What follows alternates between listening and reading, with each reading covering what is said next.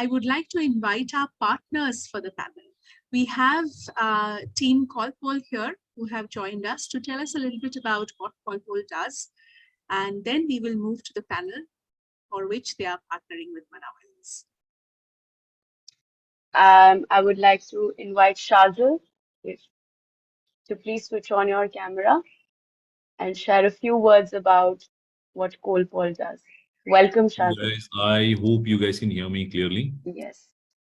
Okay, thank you very much. First of all, a very important discussion. I think a topic which is not often spoken about. So I would like to introduce CollPoll. CollPoll as to what it does. CollPoll is an artificial intelligence powered operating system for educational institution. It helps in campus automation, digital learning, and also generation of intelligence in form of analysis. So it is specifically designed to address the rising complexity, the competition, and the digital compliance of higher education institution. And also CollPoll integrates very well with other technologies and other solutions to bring data at the fingertips of administrators. And also, to help educational institutions become compliant with the new education policy, which is very dynamic in nature. It's very important that you have a platform which supports this. In fact, most of the news reports which come out as to, in terms of compliance of new education policy, CollPoll is always spoken on top as to how quickly it has pivoted and helped educational institutions in adopting technology and adopting the new education policy. So that is in brief what CollPoll does. I think we have a session after this where we'll be discussing with education leaders on specific use cases in educational institutions, how CollPoll can help, and how they are doing it. So I think I would take this brief moment and pass the mic back to you. Thank you. Thank you, Shazil, for short, sweet, and a brief introduction about what CollPoll does. And I invite all the speakers for the next panel, that is Generation in Making, to please switch on their cameras. We have Dhammaratna Jawale, Richa Sharma with us here. Please switch on your cameras.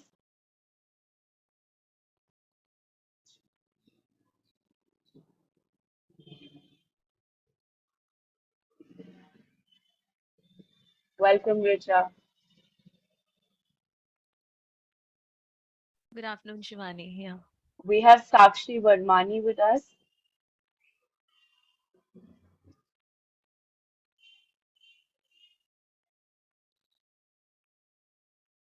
I invite Sakshi Vermani, Shazil, Richa Sharma for the panel discussion of the Generation in Making.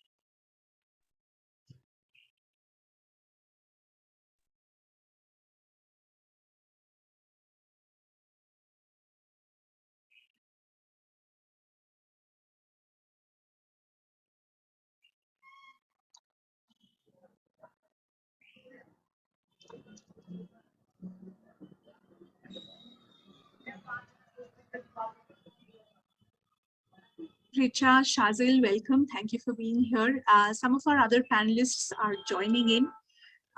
While we wait for them, could you tell us a little bit about yourself and your work, Richa, as well as Shazil?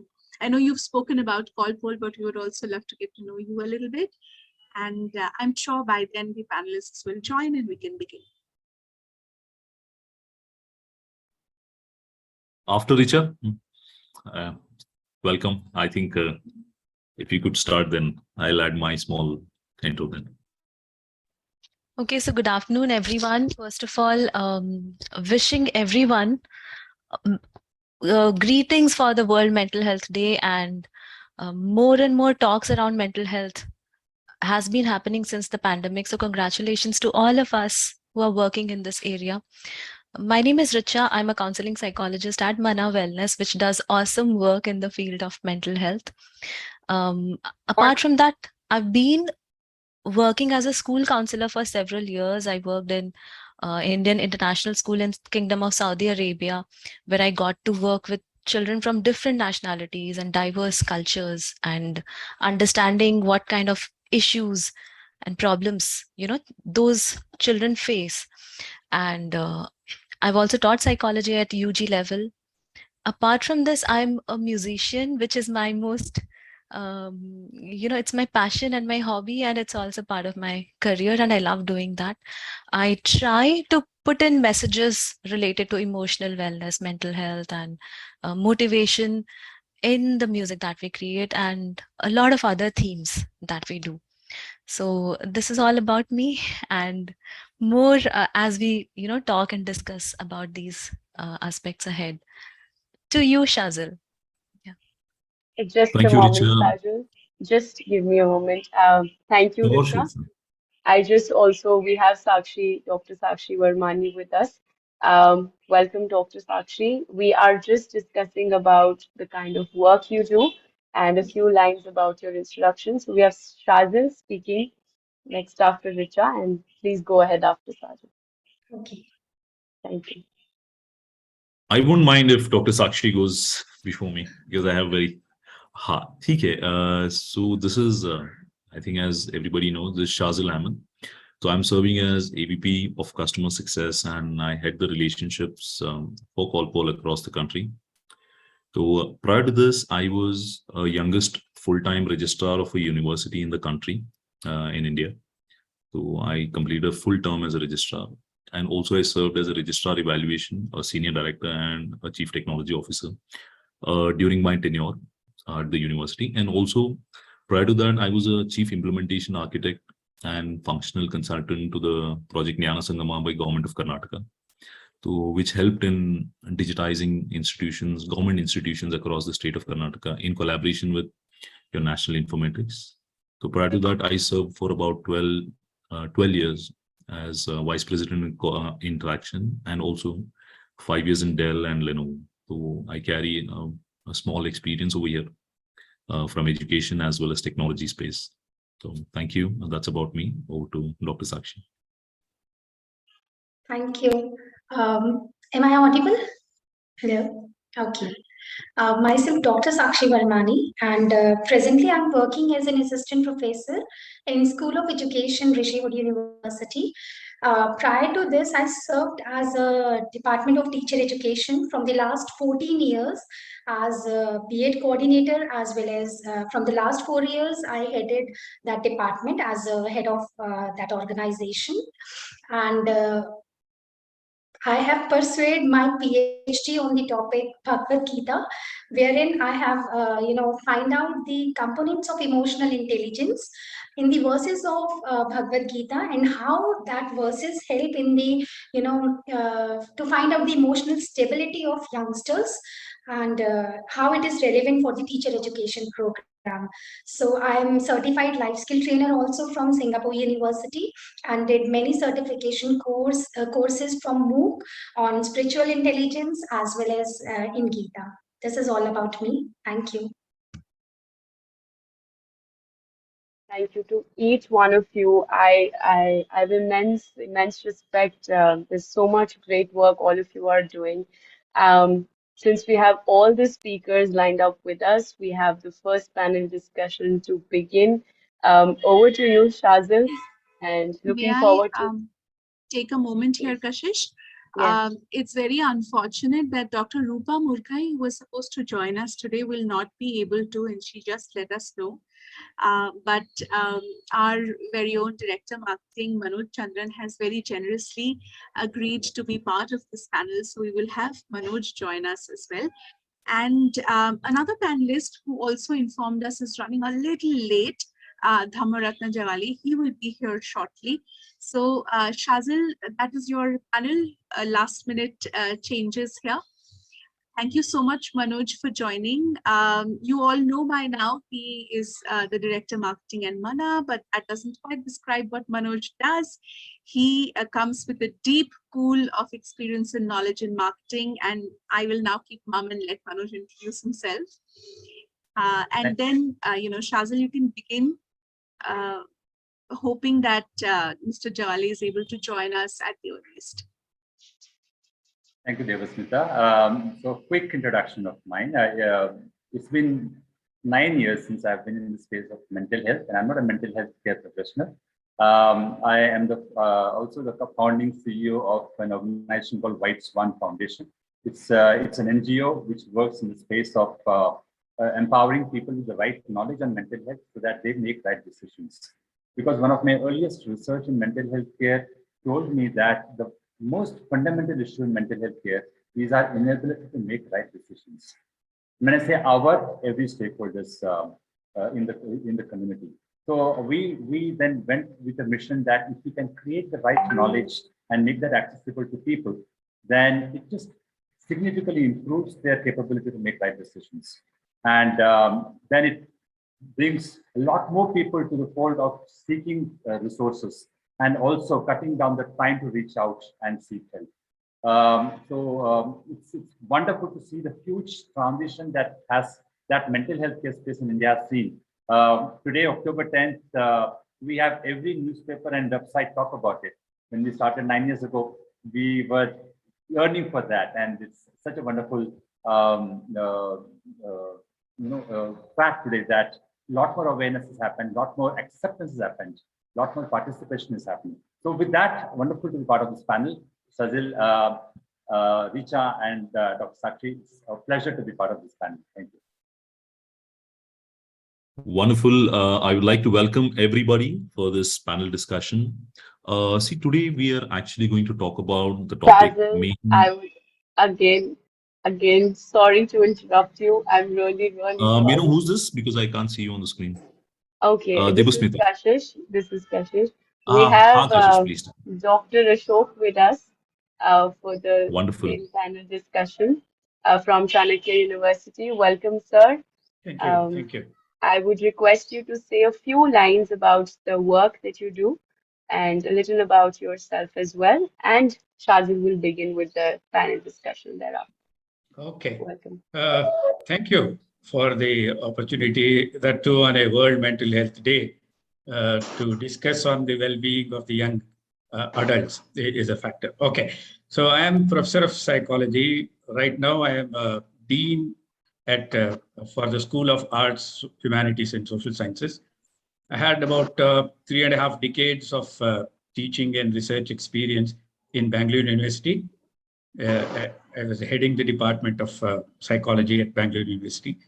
I have around 16 PhD candidates who have done under various studies, and 2-3 are from internet addiction and gaming among young adults and how to deal with them.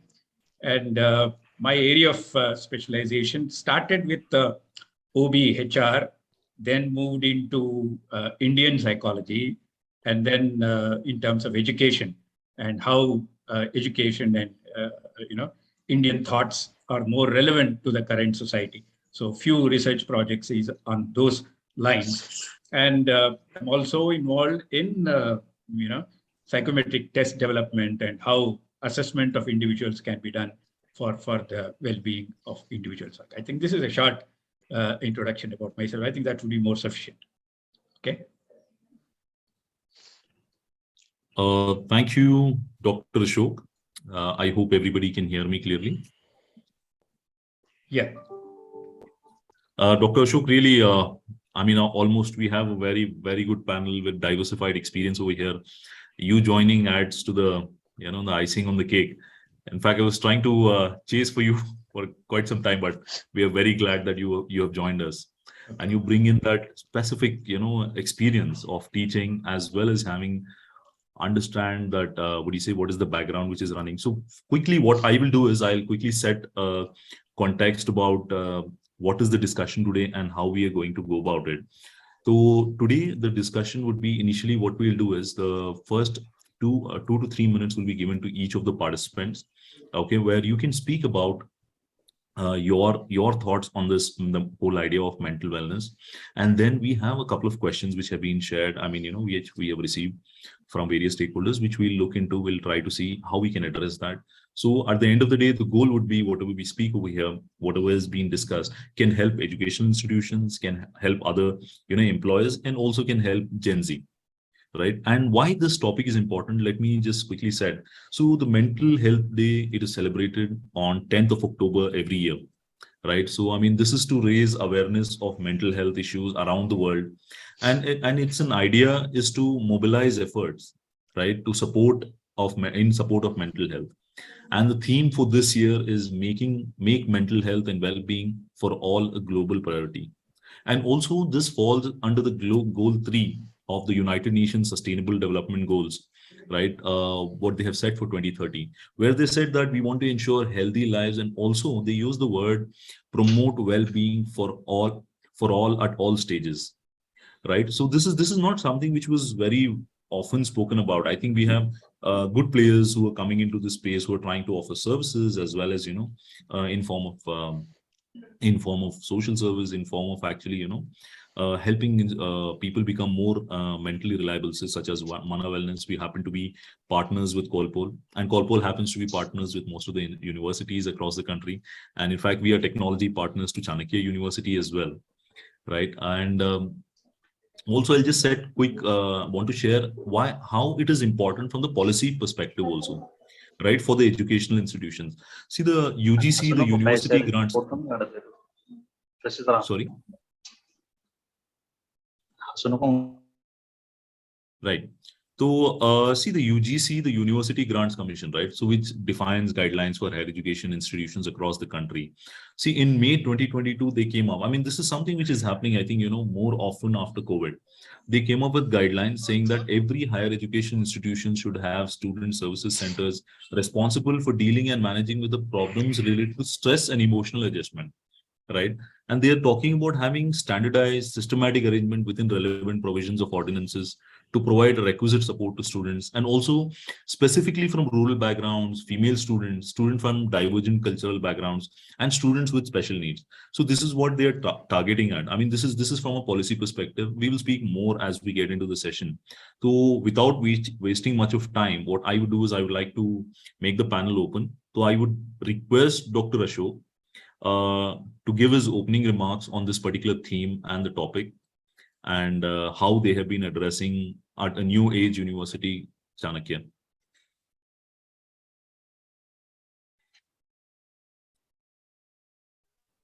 Right. So thank you for the opportunity. Now, probably when we talk in terms of mental health and well-being, the two things are different. Now, you can't say that mental health is one aspect and psychological well-being or a well-being of an individual is entirely a different component. So thanks to 2-3 things that is happening in the 21st century. We talked in terms of technological revolution, and we talk in terms of IT revolution on the one side. And then we also have a revolution in biotechnology. As a result of which, what is happening is that the life is becoming, or the work is becoming more and more simpler. And we have not changed our food habits. So 3 times a day still goes on, and much more richer and nutritious food are available. So as a result of which, all our Madhya Pradesh is increasing. And so as a result of it, what is happening is that there is no time at all to consider about what is happening to our life and our personal life is concerned. 24/7 is a most common component. Whether you like it or not, that has entered all other sectors also, thanks to pandemic. So educational institutions are also forced to move into hybrid model or online moding and etc. And then dual career couples are coming up, and then young adults are facing tremendous amount of stress and strain, and then they really don't know how to deal with this sort of a situation is concerned. So so from this perspective, there is a need for promoting, or need for thinking in terms of what best has to be done to deal with the young adults. So when we talk in terms of young adults, we can look at 2 different sectors or 2 different divisions, we can say. Young adults, those who have just entered into their professional life is one sector, and young adults who have just crossed their pubertal stage, adolescent stage, and entering into higher education component is concerned. So when we look at these two groups, if we can concentrate on the young adults at a higher education level is concerned, now no matter what level of education and whether you like it or not has become a business. And ultimately, when a few decades ago, a person with a distinction was able to feel confident that I get a seat at a higher education level or at a good vocation or in a good organization. Now, even with the 99%, it is very difficult to say. So as a result of which, what is happening is that the academic stress is a most important component. Okay, and unfortunately, in our society, what we have is education, employment, and vocation are whether it is not right, but it all are linked with one another. So that's one side of it. The preparation of the youngsters to the vocation. One of the common problem, as employers say, that their records say that they have a distinction, but they are not employable at all. Okay, this is one side of it. And even at the end semester, if you ask an engineering or a student, they say that I don't know what I am. This is where the goal direction, what the individual is learning. So the entire learning pedagogy has to change. And thanks to the technology, everybody is a proud owner of the textbook, if not the original, the Xerox copies of it or e-copies of it. So as a result of it, what will happen? Learning doesn't take place at all. So when we say learning has two dimensions. One is acquisition of knowledge, and another is modification of behavior. Acquisition of knowledge, you can download and sleep over it. So I can open only on the day when the examination timetable is announced. Okay, so that's not happening. And no learning has able to modify the behavior of an individual. If I am becoming an engineer, whether I can get those skills to become an engineer is an important factor. Ask him, say for example, this is quite common. We find an engineer and an ITI ITI diploma holder in an actual workplace. If a small change in the sound, ITI diploma holder would be able to say this is what the problem is. Whereas an engineer says, no, I have to go back and see the textbook and what the information says. So when this sort of a skill is not there at all, and that's where the learning itself would be affected. So when you talk in terms of young adults, pedagogy of learning may have to change. And probably what we are doing in Chanakya University is that we are trying to provide the holistic development of the individual. Learning, it should be a holistic development of an individual is concerned. What do you mean by the holistic? Academics is one part. Non-academics, co-curricular is also an equally important component. Personality development play an important role. This is a stage where lots of emotional stresses and strains, uncertainty is an important is a common factor which we find nowadays. Thanks to social media, addiction to the social media is another problem. And then the traditional society, traditional institutions like family itself is becoming disintegrated, and the type of support which a young adult requires is not obtained at all. The individual may say that I have 1,000 followers on my social media, but when I have a real emotional problem, I don't have anybody to share. Okay, even I can't share with my parents also, and I don't have anybody to share. Okay, so this is the problem which we have. So this sort of orientation has to be given, the training has to be given. Young adults are at a very high risk in this particular component is there. So the machine, the social media takes over the individual, and you become a slave, you become a dependent on that particular. If every 5 minutes, if something doesn't pop up, you feel what has happened to me. Okay, I mean, this need to be changed, and there's a lot of demand for psychological services, and then the individuals have to go out and try to reach the community for the welfare is concerned. I think this is what the random thoughts I thought after going through the questions or that we have thought. Nice, Dr. Ashok. Thank you very much. Those were not really opening remarks. Those were bite-sized lessons, actually, if I have to break it. See, because I mean, you also spoke about, you spoke about the employability issues, you spoke about knowledge versus behavior, and also, you spoke about social media addiction, which I'll ask Richa a lot about, and Manojji as we go on in the session. Right. And also, I mean, it's very nice to know, I mean, you're working on the holistic development. I mean, this is what the first fundamental of the National Education Policy 2020 was, recognizing, identifying, and fostering unique capabilities of each student by sensitizing teachers as well as parents to promote students' holistic development. And this is not just academic, in both academic and non-academic spheres. So this is what it talks about. Now, thank you very much, sir. Now, I think without wasting much of time, I would like to welcome our Dr. Sakshi Vermani from Rishihood University. That's also a new age university trying to do things in a very different manner. Ma'am, how are you? What is your opening remarks on this topic, and how you have been dealing with this topic at Rishihood University? Okay, thank you, sir. Basically, before giving my views on this topic, I just start with the words of Aristotle, which is a very well-known Western philosopher. He said that sound mind always resides in a sound body. That means if we are mentally fit, our physical growth is always there, and if we are physically fit, we are mentally developed also. So. Before discussing about what we are doing in Rishihood, I just want to give my views on this topic, that mental health or well-being, it is very important for the, as sir has said, for the holistic development of a child, because holistic development means the all-round development. And for that development, we as teacher educators, we as professionals, we as parents must provide the conducive environment to the child. That is very much important, because mental health or well-being is not only for the youngsters, it starts from childhood and continues till our life. So for this, NEP 2020 also remarks about or give the recommendation on the holistic development, as well as it also talks about the experiential learning, because it also somehow helps in the mental development of a child. Because when you experience, when you learn things with your own experience, then only you have a better understanding of that. And also our Vedas, our Indian philosophy, as well as some of the Western philosophies, they talk about the aim of education as the self-realization, and that self-realization is very important for the holistic development of a child.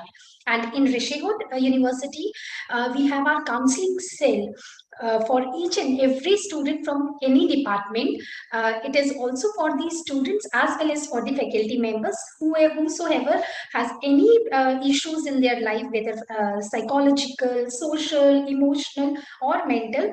We have counselors there to give them counseling. So my viewpoint on this topic is that mental health or well-being plays a very important role in the emotional development of a child, in the social development of a child, because we as human beings are consider ourselves as social animals as well as emotional animals too, because we are emotional human beings. We have to sensitize ourselves, and these feelings, these values, we as teachers, we as professionals, we as policy frameworkers and the stakeholders must inculcate among our youngsters so that they become a civilized human being.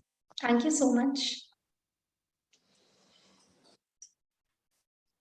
That was wonderful, Dr. Sakshi, and it is really, really nice to know what you're doing at Rishihood University, right? So it's very important to have a counselor. I mean, it is very important to actually have somebody whom you can talk to apart from your family members. And many of time we have seen that students, right? I mean, when I was, serving as a registrar, many of the students used to break down in front of us rather than in front of the, their parents, because there is this kind of fear, as well as, this out of respect, there is this kind of fear which happens. So I think it's very glad, and also it is in line with what your accreditation bodies. I mean, for example, your NAC in July actually 2022. I mean, all these changes are coming in 2022. I'm not too sure why. Maybe because Manah Wellness has become very active, and maybe they have become partners with CollPoll. So I mean, NAC had come up with guidelines for higher education institutions. They said the higher education institutions curriculum should include a broad understanding of issues of mental and physical health and illness, and also extracurricular provision for things such as sports, yogas, and games. They said, I mean, everybody has started, from policies, from all the, circulars which we are getting from the government. All of these are talking about our, what do you say, in the mental health. And I'm very glad that you are in line with this. I'm sure you will get a good points in NAC.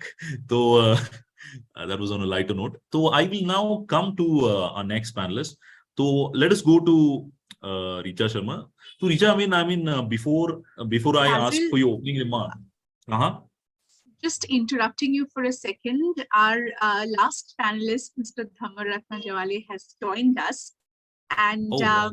yes, may I request you to please introduce yourself? I think that's what all the speakers have done before you, just given a small introduction. Over to you, Shazil. Just wanted to make that announcement. We'll do this. We'll do this. Welcome, Dharmaratna ji. We have been eagerly waiting for you. So what we'll do is we would ask you to also, I will introduce him very briefly.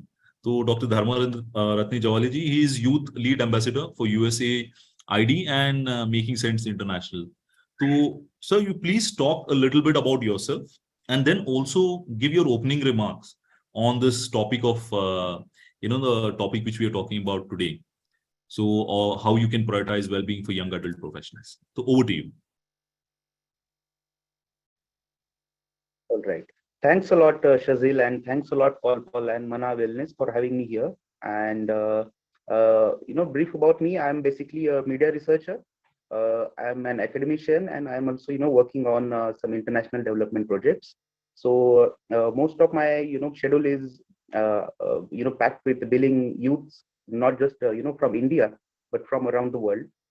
I'm representing UNESCO GAPMIL, that is Global Alliance for Partnerships on Media and Information Literacy. I'm one of the youth ambassador and representing Asia Pacific. Last year, I also worked on a global project named as Youth as Researchers. This was by UNESCO in partnership with National University of Ireland, Galway, and Pennsylvania State University. So, for more than a year, we studied on impacts of COVID-19 among, on youths and how they tackled it and how to come up with some policy guidelines so as to, deal any of the pandemic. So yeah, that's about brief introduction about me.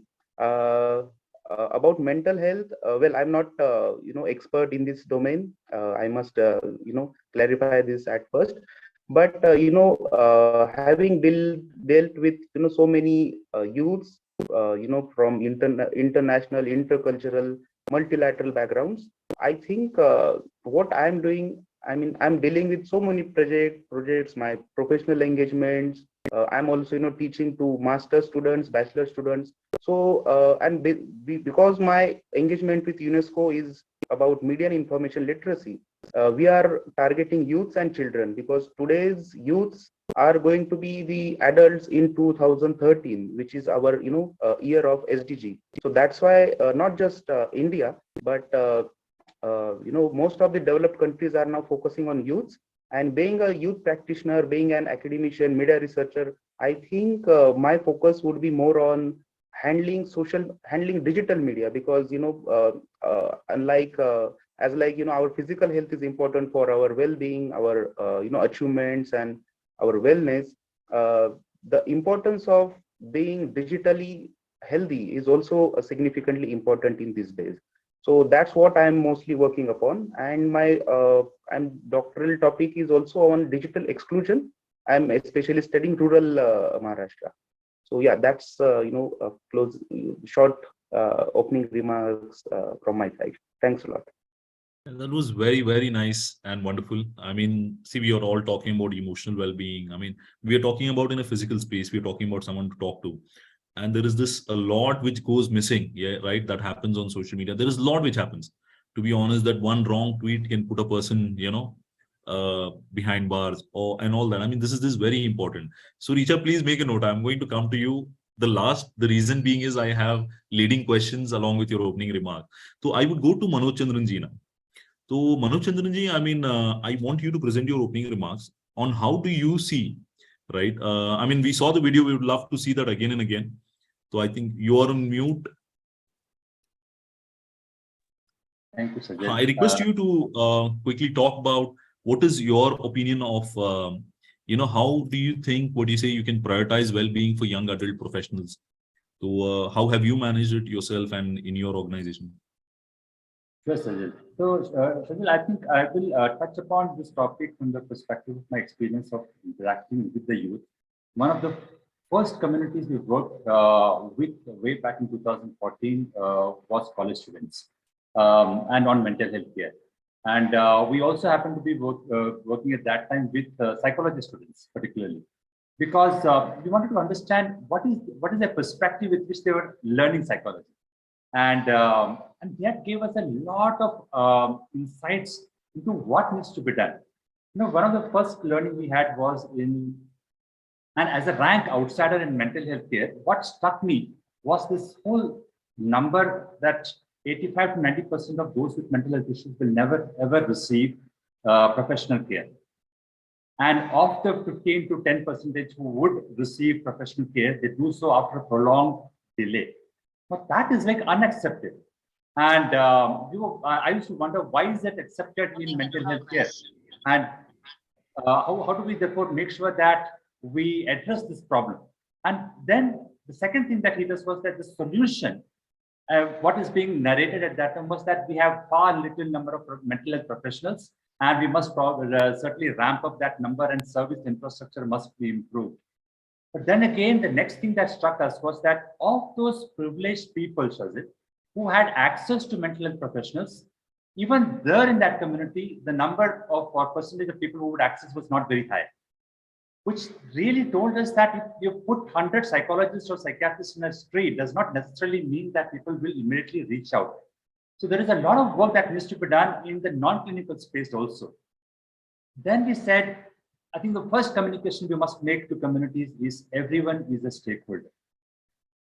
And particularly the fact that the bystander in a mental health care space is the most powerful stakeholder, because they have a view and they have an attitude towards those with mental health issues. And that attitude is known to the person who has a mental health issue. And if that is not inclusive and supportive, then the person with mental health issue will make decisions which are counterproductive. And how are we therefore making sure that everyone is included in this whole discussion and discourse around mental health care in a classroom, for instance? Everyone understands their role. And we did a lot of interaction and getting people and children, youth particularly, to understand that they are a stakeholder because they have a view. That view is known to everyone, and they must therefore play a very positive, constructive role.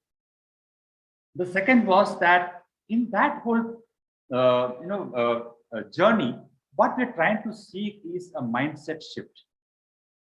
Essentially, again, as I pointed out earlier, was that we are making people become self-aware of their current dispensation, current understanding, current notions, and course correct that. And with due respect to everyone in this society, we experienced that youth were very ready to accept a mindset shift in that. They said, well, that's very interesting. You're telling me a whole new paradigm about mental health here. And I need to really look at this whole space in a very different way. I have a role to play. Tell me what I can do. There lies this whole promising angle aspect of mental health care, I would say, Shazil. Thank you. That's wonderful. I mean, you spoke one point which I really caught. I mean, was making people self-aware, right? That solves half of the problems. See, most of the time we are not even aware that, we are having mental health problem. And even sometimes someone says, I'm stressed, we say, I mean, why are you joking? You're always laughing and, you're playing around.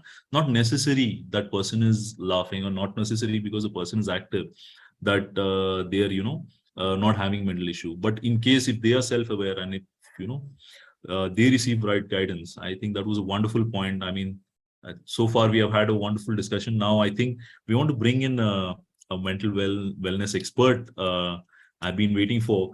So, Richa, along with your opening remarks, so I want you to address a couple of points which were raised by some of our, our panelists. So, one was Dr. Ashok spoke about the social media addiction part. Okay, this is, and then also, what do you say? Dr. Dhammaratna talked about a digital well-being, right? I think so. I mean, it goes along with the tagline of Manah Wellness. So, on a lighter note. So, if you can address these 2 points, and then we can go into questions along with your opening remarks. So, over to you, Richa. Okay, so you first want me to address these 2 questions and then No, have first you please speak about, my could you perspective on please speak about how you can prioritize well-being for young adult professionals? it. And then I want you to also continue and extend this, and then we can go into the questions. Okay, thank you, Shazil, and good afternoon, worthy, honorable members on the panel. Really happy to hear from all of you. First of all, we need to understand that young adulthood is a period of transition. As school students, children were kept in another kind of shelter and protection, and they had certain expectations. And as you become a young adult, you're out on the world on your own with no real interface of the world. You didn't have experience. You had a degree or you had marks, and you believed that your report card, if you're standing first in your class, you are awesome. You will ace all the other areas of your life. Your friends are going to like you always. You'll have a solid, super relationship. You will be celebrated at work. But come to reality check, it doesn't happen that way, which means our academic scores are not the only indicator of well-being for our future, which shows a huge gap in the way we have designed our learning so far. And of course, congratulations to National Education Policy and CBSE and the Ministry of Education for realizing the importance of life skills and mental health and emotional wellness among youth nowadays, starting from an early age. Which also brings me to, emotional well-being for students cannot be just emotional well-being for students alone. It has to be an ecosystem of emotional well-being for faculty members. When faculty members are not paid well, they don't feel good from inside, and they just merely have a transactional kind of a relationship with their students. They don't give the best of themselves because they are not the best in themselves. So it's a whole ecosystem. The management, the stakeholders, the parents, everybody has to realize how important it is for each one of them to fill their cups, to be emotionally very sound, so that you can empower the upcoming generation. I think it's the greatest responsibility for us as human beings. As we age, we need to be very sensible, very responsible, learn from the mistakes of our previous generations and our own generations, and empower children in a way that enables them to be their best versions. This is one point, that they are individuating, they are transitioning, they are no longer just children of Mr. and Mrs. or their parents. They are developing their own identity, and their identity is influenced by so many other things. Am I liked by my peers? How do I look? What's the color of my skin? Am I really fat? Who is deciding that this particular weight on the weighing scale is an apt indicator?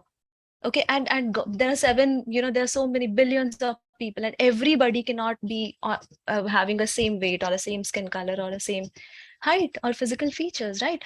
So we need to be very sensitive and empathetic to acknowledge that each one of us is unique. And this is how the world becomes beautiful, not by putting everyone on the same mold or a template. Right.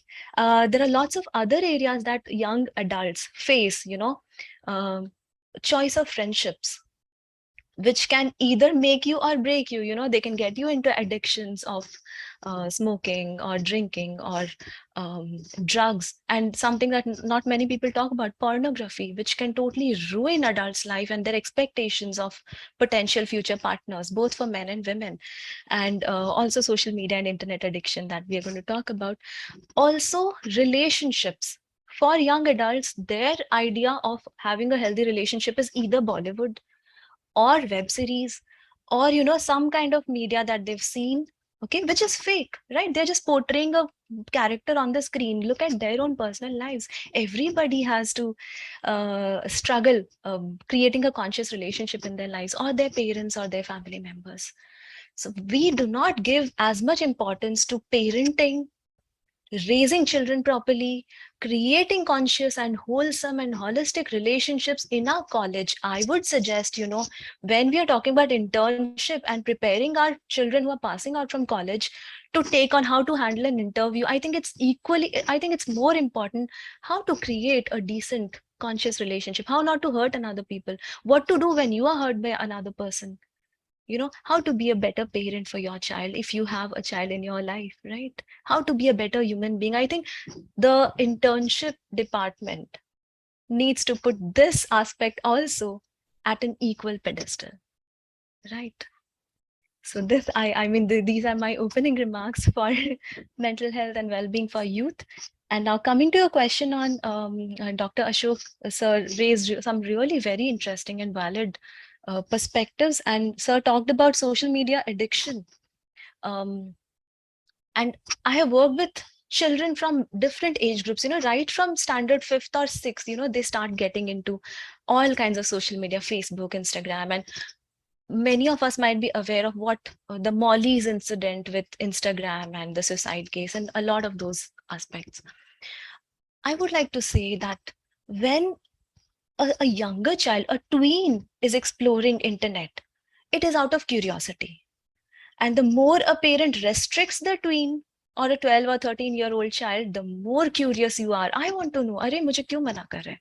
What is there that I'm not able to? Okay, so that curiosity, if handled by the parent in a very healthy manner. Okay, beta, you want to watch this? You want to listen to Korean pop songs? You want to hear BTS? Come, let's sit together. I will watch this with you. When parents sit with the children and create a very healthy social media interface, when they sit with them and tell, you have 24 hours in a day, you can't be watching social media all day long. You tell me, I can allow 30 minutes of healthy screen time. I can choose to sit with you, or if you don't want, I trust you. You can sit on your own with your tablet. But these are the things that I expect you to watch, and watching anything outside of this is harmful for you. Okay, this can be one aspect. Another thing, interesting thing to understand is, as adolescents grow up, social media gives you exactly the same high as a drug does. All of you will agree to me. That dopamine rush when you post your photo on the internet, and when you start getting likes and thumbs ups and all. And Manoj sir had such an amazing video on what people's likes or thumbs down can do, what trolling does to our own self-worth and self-esteem. Here I'd like to say something really bold, and that is the leadership at Metaverse, or whatever, the people out there creating these kind of products for children cannot just sit there and not take any accountability for what is happening in their ecosystem. Okay, if a child has committed suicide watching a content on Instagram or on WhatsApp, I mean, the leadership out there, if you're creating a product and if you're existing in this world and you're making business or money out of your product, you also have a great, strong responsibility of what your product can do. What are the kind of damages that your product can do? Profit is not just about, trashing or belittling youngsters, I would say, at least. They are a very delicate age. And the other part on digital well-being is, of course, it's inevitable. All of us have digital media, and we are not monks going there in the caves of Himalayas. But timing, I would say, down timing. I think all our mobile phones, iPhone, all our phones allow us to use down. So keep time on your block when you are not using your phone. Keep downtimes in a week. Have a 1 day week on a downtime. Have a 1 day or a weekend downtime in a month, and follow feed which is very healthy. Right, follow leaders like you, Shazil, like Manoj. I'd like to follow all you people so that healthy feed comes on my social media sites, right? Yeah, thank you for listening to me. Wow, wonderful. We are all counseled, Risha. I think it was more of a what do you say? I was getting hypnotized in what you're talking about. See, I mean, you spoke very nicely about, the young adulthood, the period of transition, right? In fact, Dr. Ashok would agree with me on how we are with respect to the pedagogical changes which are coming in education system, and also Dr. Sakshi would also agree.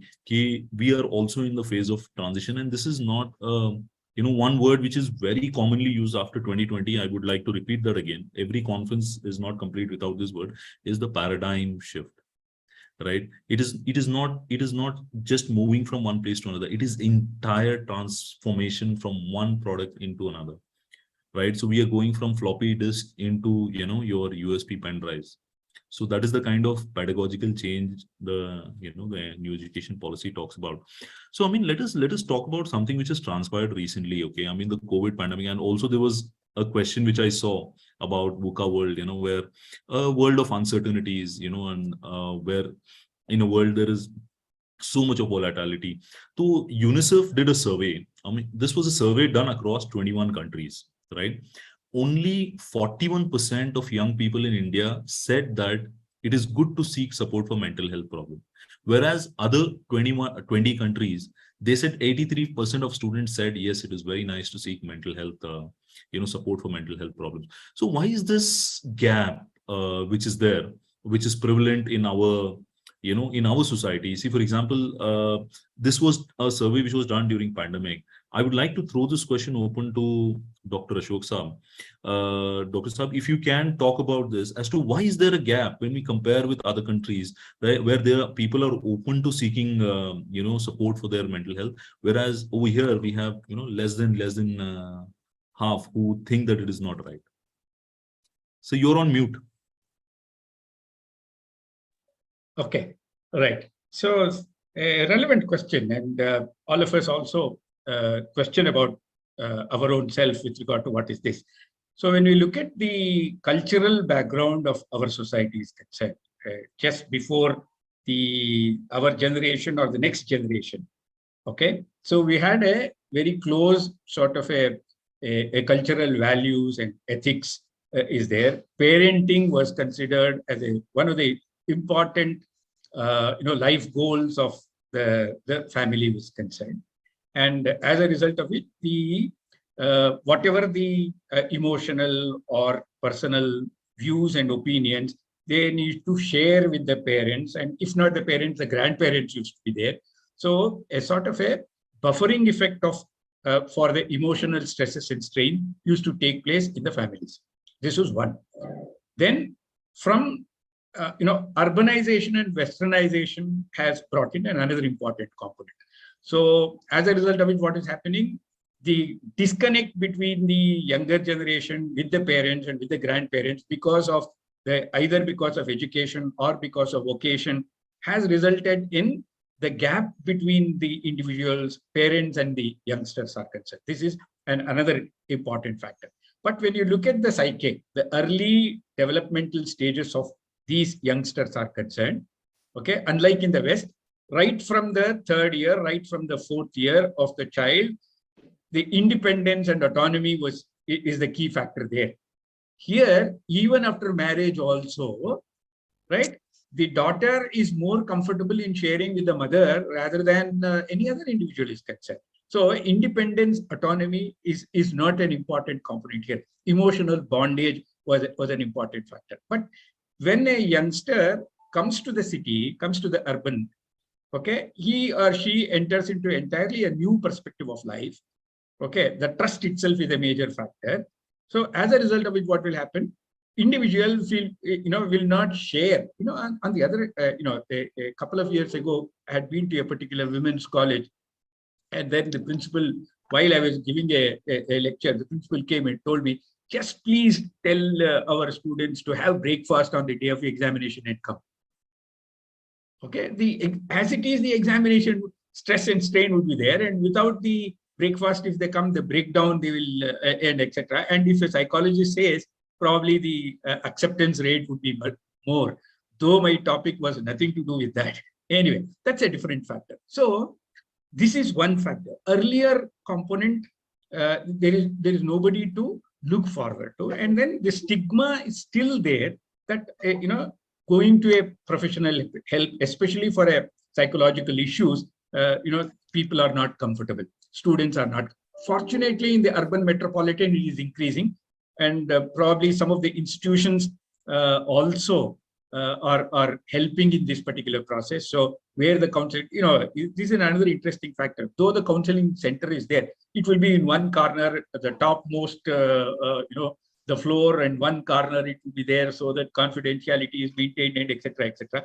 So how far that is effective is another important another factor. But the reason is the difference in the culture.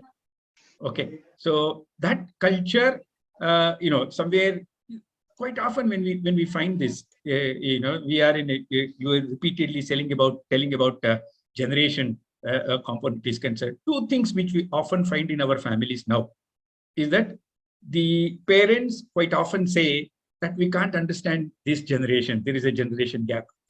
The youngsters try to say, don't resort to emotional blackmailing. So these are the two important factors that are resulting in the conflict.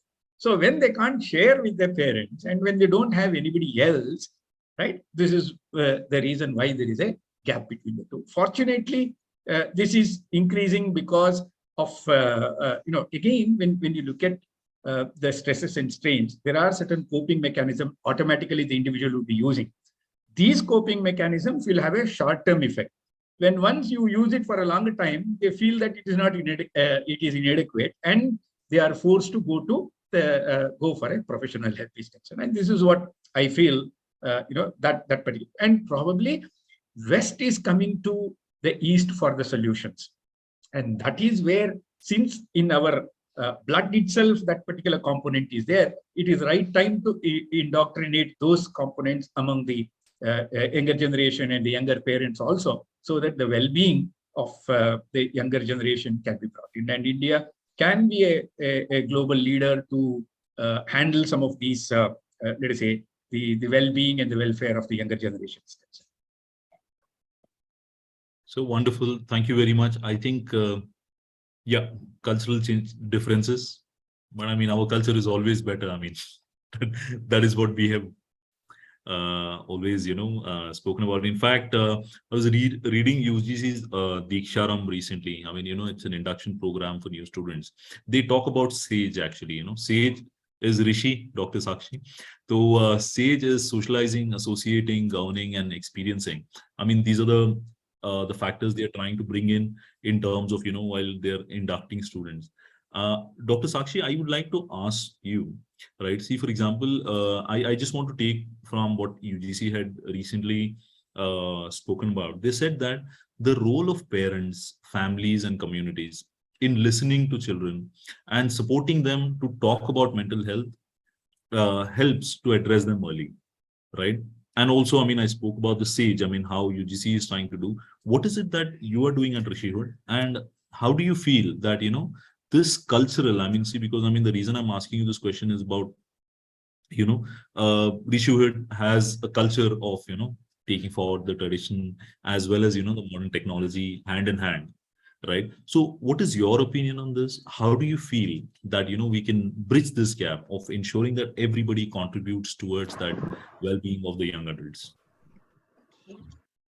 So in Rishihood, what we are doing is that we are on the philosophy of Swami Vivekananda ji, who said that education is it is the manifestation of man's perfection, and we in Rishihood, we are inculcating education, and we want our students, when they complete their course and they go to the outer world from Rishihood, they become the sage, they become the rishis, not rishis, those who are on Himalayas, the rishis who are actually the civilized human being, who are the rishis in a sense, who are sensitized towards humanity.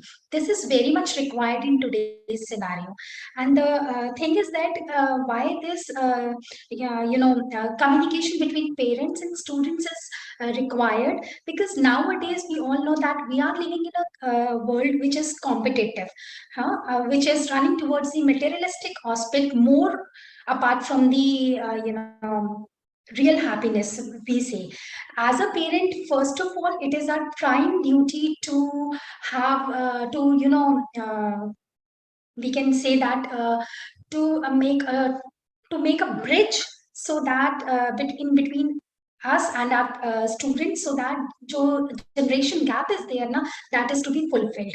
How they that generation gap is to be fulfilled? By the dialogue mode, by the communication, which is somehow lacking in our society because of working parents, because we are living in a nuclear family where both the parents don't have much time to give their child. So most of the children, they are, वो जो है हम ये कहते हैं कि maids के हाथों पल रहे हैं वो बच्चे, तो वैल्यू सिस्टम कहाँ से आएगा? And that value system is very much required for the for becoming that sage which UGC said. And moreover, we can say that we are living in a society which is diversified in nature, and to cover up that diversification, the communication is required to cover that diversification. We should tell our youngsters, we should tell our students that you should have one role model in your life, which is your inspiration. Somehow that role models play a very important role in the life of a child.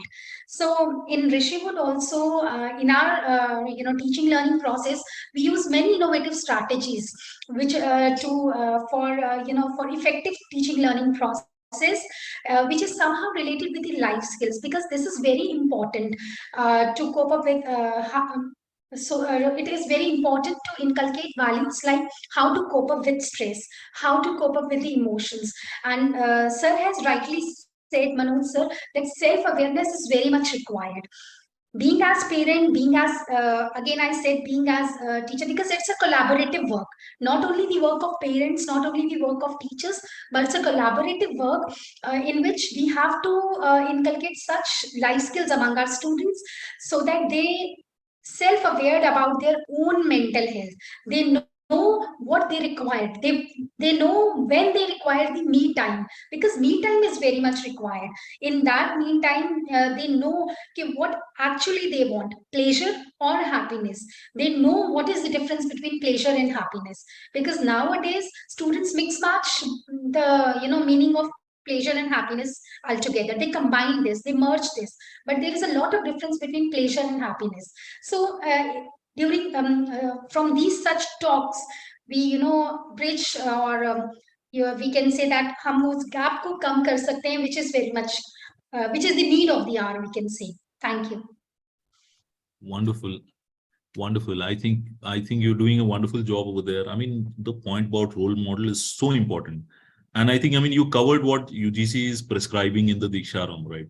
So ensuring that every student has a hand-holding mentor, right? I mean, then they choose the role model according to their preferences. So Manoj Chandranji, I know you have ocean of knowledge when it comes to mental health, but before that, let us take some input from Dhammaratna ji, because he's a young leader over here. I would like to see here. So, I mean, I have a specific question for you, Dhammaratna ji. See, in November 2020, AICTE, right? That's a regulating body for your technical education in the country. See, they came up with a mental rehabilitation helpline called Kiran, right? In your opinion, is this enough, or what else do you feel as a young individual can contribute towards your and your students and your associates' mental health? So are these helplines just enough, or do you think more needs to be done? What is your opinion? So I see it, we need to work at two levels. One is, top-down approach, and another, of course, would be the bottom-up approach. So, coming up with some policies, with some programs, maybe from government, some, top organizations, or, the schemes which are scalable, that could be, fall in the top-down approach. Of course, with the top-down approach, we can, come up with policy framelines, policy guidelines, but there needs to be this, insights from the bottom-up approach also. So, only government or organizations or these governing bodies coming up with these kind of regulations or guidelines won't be enough as far as my own opinion is concerned. Because when I see as an academician, I see these rules and regulations are just, most of them are just for the paperwork, and the natural thing which are intended in these schemes are not fulfilled. So uh, we need to talk like on different levels, like government organizations could be one. There could be agents of change, organizations which can organizations as well as people who can work as agents of change, and then the professional, the mental health professionals would be there.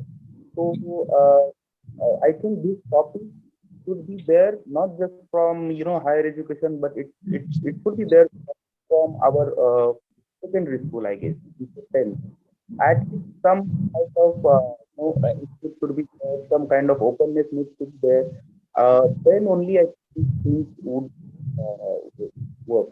Only coming up with some policy from some top people or government won't be enough, I think, because people and students are living in very different ball game these days, and we are like so there is this concept in media classes which I used to always refer, which is known as here and now and there and now. So here and now, that means we are in this particular physical space, and at the same time, we are also, paying attention in that particular space. While there and now is, our presence on digital world. So because of this, duality of our existence, the kind of dilemma that is being, happening in brains of young adults is getting them exhausted. And so as I think Ashok sir and Risha ma'am was also saying, I would also like to throw some light upon that. And we need to work on the very feeling of solidarity.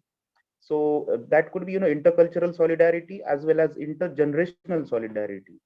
We are also in my one of the project with the USAID. We are now working on intergenerational solidarity. So we are losing the natural conversation, natural discussion, which used to be there. From the grandparents to father to son, same from grandmother to mom, and then the daughters. So that we are losing. I would like to mention one interesting book by Sherry Tulker, which that names goes as Reclaiming Conversations. So the book basically talks about the power of one-to-one talk, face-to-face talk, without any mediation of technology. That we are somehow losing. So like just now we are also having this panel discussion over the digital platform. Our brain is not made to live in this kind of screen culture. The information overload, the kind of visuals we are always getting encountered every day, and the data overload, information overload is getting us sick mentally as at one level, and we are getting isolated. Right. Your voice, I think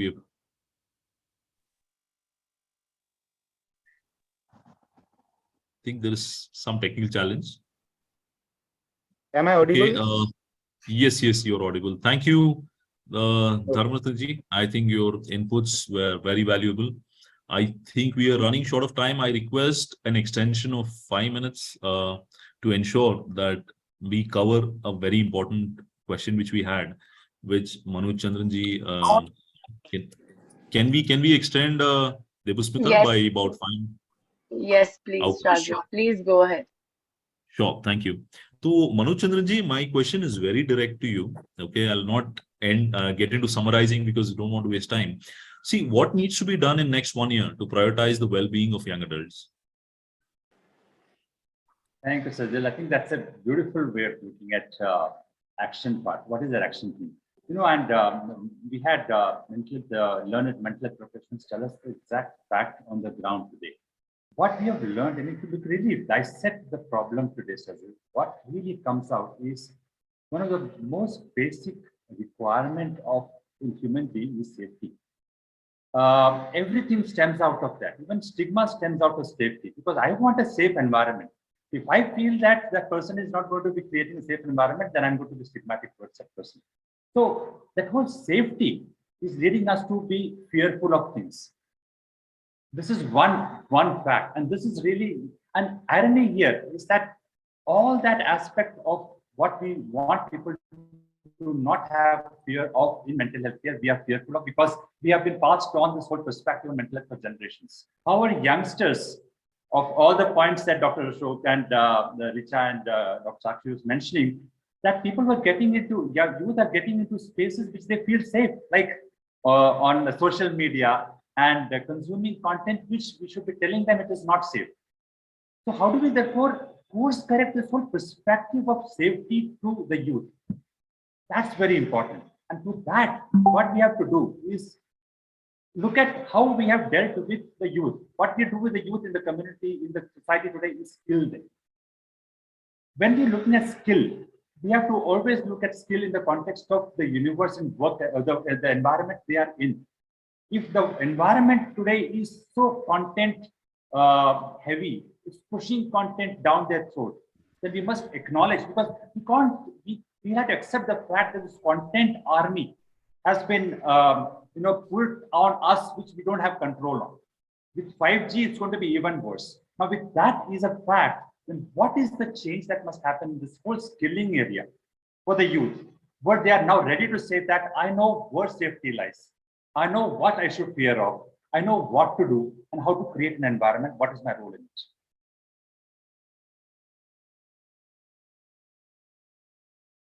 Thank you, Manojji.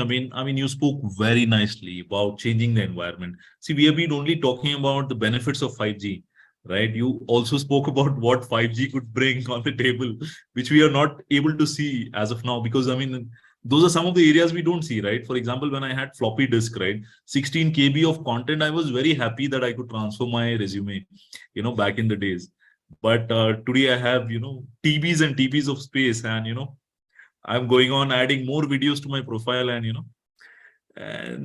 we never. I mean, it always never ending story. But I mean, it's good. I mean, we look at it from an environment. I mean, it's always great that we create an environment rather than rather than just focusing on development in terms of technological or advancement in terms of processes, but understanding what are the adverse effect on the ecosystem, on the habitat, is a very nice message I got from you. Thank you very much.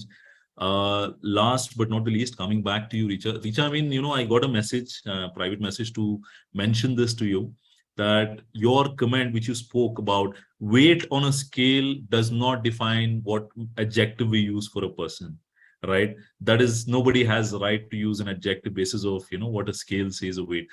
Somebody message saying that to congratulate you for highlighting such an important thing. Thank you, So, Shazil.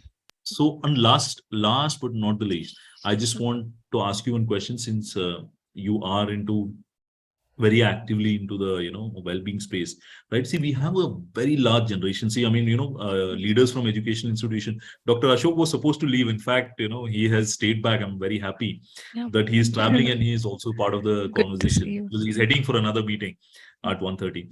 So there is one entire generation in education institution. Our classrooms have become this PUBG or the cup of Free Fire and other zones. Right. See, I mean, teachers try a lot in saying that, this is wrong. This is, having a bad kind of impact on you. But the dopamine shots which they get, right, that I don't know, they feel that they're getting that serotonin shots in them, or, those endorphins.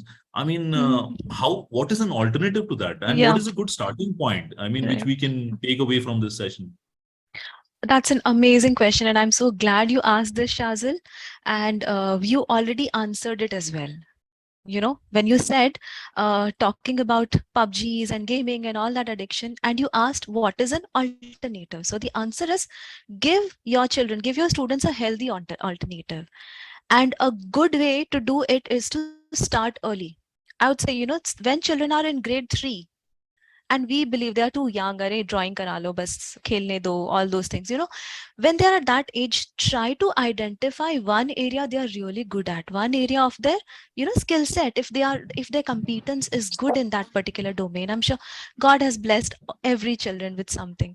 Okay, so teachers early identifying that area, parents early identifying that area, not over pressurizing children with too many things. I mean, swimming classes, cricket classes, this and that. Identifying one area and putting that child into that area. Learn from it. At class 3, you love making scrapbooks. Make scrapbook on astronomy. If you love being an astronaut, and if you are crazy about that, take in paper cuttings. So give them a healthy alternative in the form of direct their passion in a very healthy manner. Why are they gaming? Because they don't know that there's something better that they can do with their time. They are gaming for bonding with their peer mates. They are gaming for self identity. They are gaming for self worth. If they'll know that when I sing a song on the stage and everybody loves listening to it, that is a very healthy sense of self identity. My parents love it, my teachers love it, everybody commends me for that. But how many singers would you listen to on your in your school? There'll be a handful. Try to identify all children, something good in every child, and try to give them avenues to showcase it through exhibitions, through conferences. What we do most of the times is we have just one child in debate, in dance, in singing, in sports, in this area, and that's the all-rounder of the school, and you give them an award annually and done. What about the rest of the students? A child who's getting a 60% in class will open a startup in future, so he validate their ideas as well. So instead of PUBG, I mean, there might be healthy gaming. I'm not a fan of gaming, especially online. You want to play, you go on the stage, you go on the field and play. That will be a health benefit for you. Strengthen your options of outside or outdoor playing or indoor playing, ludo, board games, chess. Bring old school. Teachers said, when I worked in Saudi Arabia, my school principal used to play badminton with students, with the boys. I used to play badminton with the girls. When children see their role models or adults, play with them and bond with them and lose like them, and yet you don't fret out. I'm losing and I'm learning from it. Come on, we'll play again the next time. Don't make losing something like an insult for you. When they see their seniors do it and bond with them, parents, play with your children. Go outdoors. Don't just give them a screen and get onto your meeting or whatever. I think when Manoj ji said, connect, Dr. Sakshi ma'am also said, everybody is talking about human connections. Replace the gaming interface with human connections. आपको खेलना है, मेरे साथ खेलो. मैं बुद्धू, मुझे सिखाओ. मेरे को खेलना है. Because PUBG and all these gamings, the blue whale and all, this can get really damaging. And talk to children about their damaging effects, not in a I am holier than thou tone. मुझे पता है इससे तुम्हारा नुकसान होगा. Nobody is going to listen to it. Sit down with the child, tell them, what do you get out of it? मुझे समझाओ. I don't know it, I believe that I think it has harming effects. Does it make you take up challenges or targets that you can slit your wrist or things like that? Does it have those kind of things? I think that's too risky, man. You should not do this. I will be so concerned if something happens to you. Give them your human side, even as a teacher. Tell them, I am concerned about you. Every young child would love to listen that there is an adult who is concerned about you. किसी को फर्क पड़ता है अगर वो बच्चा परेशान है या रो रहा है. When the child will know that validation, they will, they'll feel more responsible about what they are doing. I think that answers your question, Shazil. Yeah. Wonderful. I think, we'll list down after this. We'll connect with you. Try to list down. I had mentioned this to Kinney and others in in a discussion. I said, I've started writing an article on this. I will collate some points from you and, everybody on the group and see how best we can try and share. But a takeaway would be that, we would need more sessions on mental wellness in educational institutions and, from, various stakeholders like Dhammaratna ji mentioned. It can be anybody, it can be, family, it can be a friend, it can be a parent, etc. So we should organize sessions from Manah Wellness at educational institutions delivered through CollPoll platform, which is very robust and one of its kind. I think that is my takeaway of this particular session. And I want to thank each one of the panelists. And also there is one team which worked really hard in bringing everybody together So it was, from CollPoll, we had Vaishali, who put in a lot of efforts. We had Kini, we had Debasmita, we also had Rupa, and many others who are, whose names are unspoken over here. But would like to thank the entire team for bringing such a wonderful panel together. I mean, and very, very important inputs. Would love to go back and watch this session again to, re-understand what has been spoken. I think it is available on social media pages of Manah Wellness, and it will be shared on CollPoll as well. And thank you very Before much, you everybody, close, for I a think wonderful. we have a question. Acha. Vinny, please go ahead. Vinny Khandelwal, go ahead. Hey, Vinny. Sorry, everybody. I'm taking last 2 minutes. I have a question. Like these days, you see that everybody is like working parents. They want to give their kids the best, and you see that most of the parents, they have one child, so they are like over pampering their kids, and like you see the kids also, they have defense mechanism. Like if you don't give them, they start crying. If you don't give them mobile phone, they start crying. And I have also heard that real schooling starts at home. So as parents, what would you suggest we should do for the kids at home so that in future, we need not work on the wellness. It starts at home. Kya baat hai. So, guys, the question Vinny is asking about root cause, right? I mean, we spoke about the root cause during the session, but who would like to take this question? I mean, okay, Dr. Sakshi. Okay. Dr. Sakshi would like to answer the question. Hello, Vinny. Actually, I want to take this question because I have only one kid. Okay, he's in 10th standard, and the main thing is that yes, he's so pampered by his grandparents. You all know that grandparents' love is apart from everything, you know. And me and my husband both are working and both are in the teaching profession. So ऐसा नहीं है कि the pampered child is always using defense mechanism, but it all depends on the parenting skill. I must say that it all depends on the parenting skill, because from the very starting from his childhood, we inculcate such values in them which we want as a teacher in our students, which we want as a parent in our child, which we want as a member of society in the members of in the societal children, youngsters, because they are the future generation. So from the very beginning, we inculcated such values in our child that you have to cooperate with your peers. You must listen the word no for some things. You must have your limitation. So this all depends on the parenting skill. It's not that you have only one child and he's so pampered and he always used defense mechanism. But yes, the awareness is very much required, because it is not only that if we are educated, we know everything. If we are educated, we have all the skills in ourselves. No, that is not. Education is not attaining degrees and qualification. The true concept of education is what that makes us civilized human being, that makes us the man who has all the skills in his or herself for the upbringing of the society. So this is all depends on our ideology, that how we upbring our child in atmosphere, how we give that atmosphere to our child. Thank you. Thank you so Wonderful. much, ma'am. Sakshi ji, Vinny, I think you got the message. Yes. The yes, art of Shazil. saying no is something which you have to learn. Yes, we need to right? learn negotiation with the kids. Yeah, absolutely. No negotiation, art of saying no. Okay, wonderful. Debasmita, I pass the session back to you. I think, we are on closing Thank over you. here. Yeah. No, Thank you, Shazil. Somebody wants to speak? Yeah. No. See, the Yeah. parenting you are talking about, the quality time, how it is defined is a major factor. Okay. So what is quality time? So try to give, normally, the expression is an important factor. So give room for expression.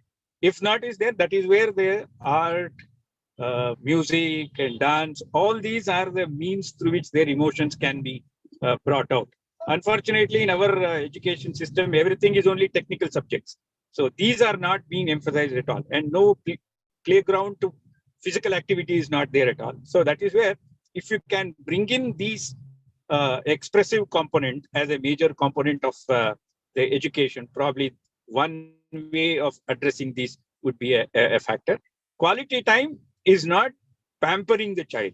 Quality time would be, can you share your thoughts and accept whatever the child says is an important factor. I think with that, I think it would be one way to handle some of these issues. Absolutely, sir. Absolutely. I would just congratulate each one of you for sharing such wonderful ideas, such great knowledge to all the participants here learning, listening to you. Students are the world, the future of the world, and it's very crucial that they have strong minds in order to cope with the dynamic environment we live in. So good mental health helps children realize and work towards their potential. Furthermore, children who are in good mental health are better able to establish meaningful relationship with each other. So we've started this panel with this, and we have ended it with very remarkable thing that awareness is the key. So we see that there is still lack of awareness among parents, among teachers, among other professions, because of which this emotional quotient is being neglected. So all of us must contribute in learning more about mental health and the impact of it can have on the students and the children in your house and around you. Thank you so much to all the speakers of this panel.